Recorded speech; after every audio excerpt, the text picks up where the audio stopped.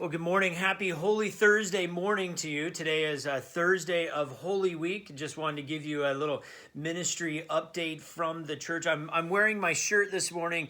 Jesus is the Light Children's Ministry. This is our children's ministry shirt at the church. I'm in particular. I was thinking about the children's ministry this morning in my prayer time and sort of feeling a little bit sad for them. So we had to cancel Easter extravaganza that is just coming up in a couple days. That's always something that our children and families look forward to. We have two big events that come up that really define the summer. One is Vacation Bible School that happens in the towards the beginning of June, and then summer camp, which for our elementary kids happens the last week of June. And those events can't just be planned overnight. The months of planning go into that. We've already planned both of those events and spent a lot of time doing that. And we need to put the finishing touches on those events, but we don't know if they can happen yet.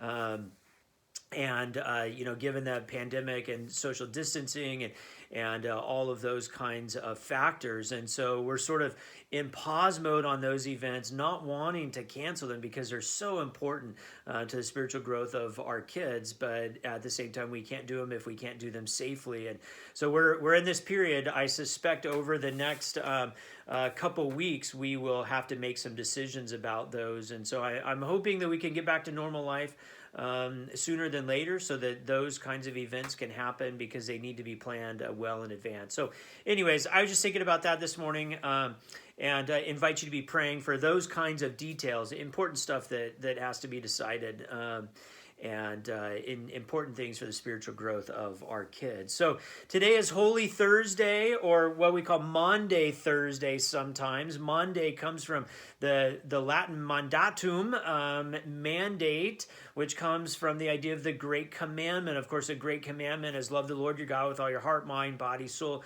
Love your neighbor as yourself. It is often on Holy Thursday that scripture is read and that proclamation is made and taught about. And so that's where some believe that we get the idea of Maundy Thursday from. Now, we have sent you in the mail to all the families on our mailing list, we have sent you an order of service for a Maundy Thursday observance.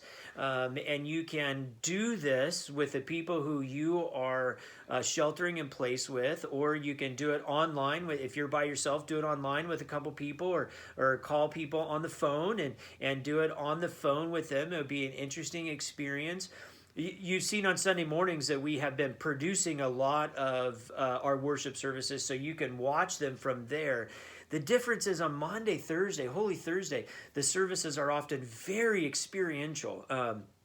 And so we wanted you to be able to have the opportunity of experiencing it, not just watching it, watch someone else experience it. And so we wrote this service, sent it to your homes. You can adapt it, use it for the age or number of participants that you have. And if you don't have a copy of it, in this daily digital content email, there's a PDF. You can click on that and get it. So anyway, you can get a hold of it. Want to say something, one piece of Maundy Thursday always, no matter if Holy Maundy, whatever, one piece is always Holy Communion. This is the night in which we remember that Jesus had his Last Supper with his disciples and began the ritual of Holy Communion for us as Christians. And we've been every Maundy Thursday. Everyone always takes Holy Communion. Now, it's an interesting debate to have. I've been having this debate a lot with my colleagues and about ways in which we might do Holy Communion as we are separated from one another here. And there's a little bit of language that is in the service itself that I wrote to share with you also, that you might have an understanding about this and where I come from on this idea. I want to share with you some of what different churches are doing, and just so that you get a flavor of it. let me just say, all of them are faithful expressions.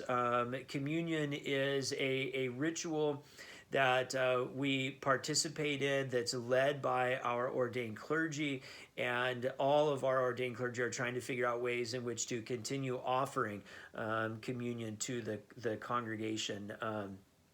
And so some churches, I know what they're doing is literally they're driving through. So there's pre-consecrated elements, and you could drive through the parking lot and pick up some elements today and go home and take those elements. Some churches, I know that they're encouraging people to get their own bread or their own juice or wine at home, and the pastor. So I would sit here and I would say words of consecration, pray those prayers, and we would consecrate those elements across the wavelengths of this medium.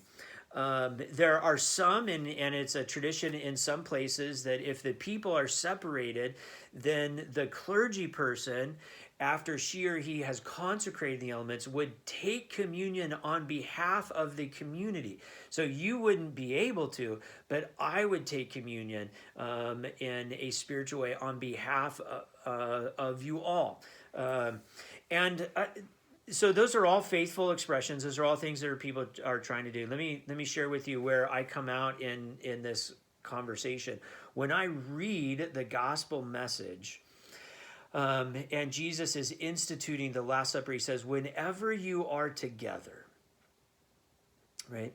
Whenever you are together, take the bread, take the cup, and do this. He doesn't say to them, whenever you are at your own homes, do this in a sort of spiritual togetherness.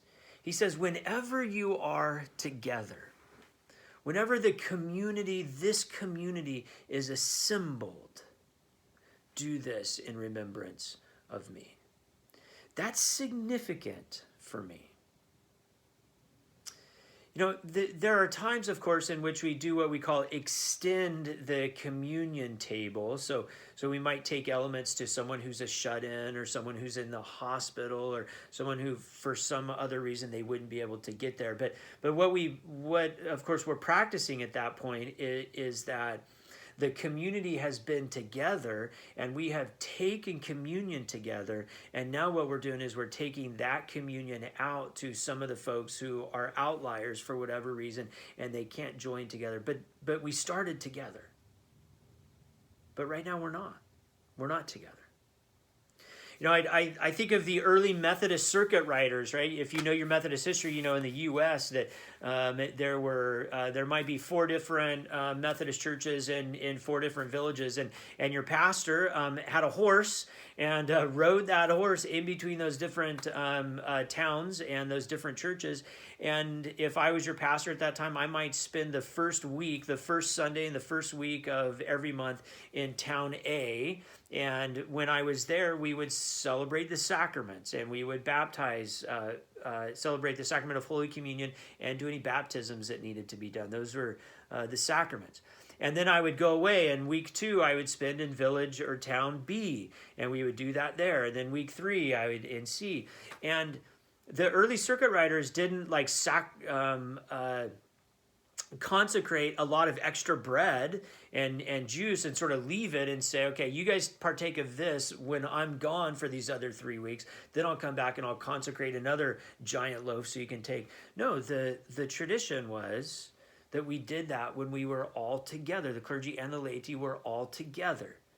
And when we weren't all together, we didn't celebrate that until the clergy and the laity were all together again. And that's part of where we get the idea of a first Sunday communion at our 9:30 service once a month, is it comes from that tradition. You know, one of the things that has, I have certainly felt is a sense with communion that absence makes the heart grow fonder. And I've been absent communion since we have last gathered together as a church. I believe that we don't have communion when we're not all together. And so I believe also that doesn't mean that I'm consecrating communion elements for myself somewhere and partaking of Holy Communion. We do that together.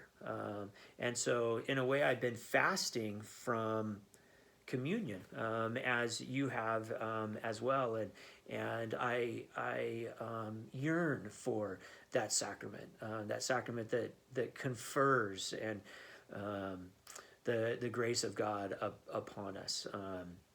And I look forward to the time in which we might really do that. I'm especially feeling that fast today. I don't know how many years it's been since I had a Maundy Thursday without taking Holy Communion. And it has certainly made me on this day already think more about the kind of void that Jesus must have been feeling this day, deserted by everyone. And as he was on the eve of being deserted by everyone, and really this is his day that he says goodbye to those people, and the kind of emptiness and void that he must have been experiencing. And so my fast from communion is helping me to resonate with Jesus in that way. So anyways, I wanted to explain that so that you understand that it's not a matter of convenience. So we're not doing communion just because we can't be in the same room. It's a matter of what it means.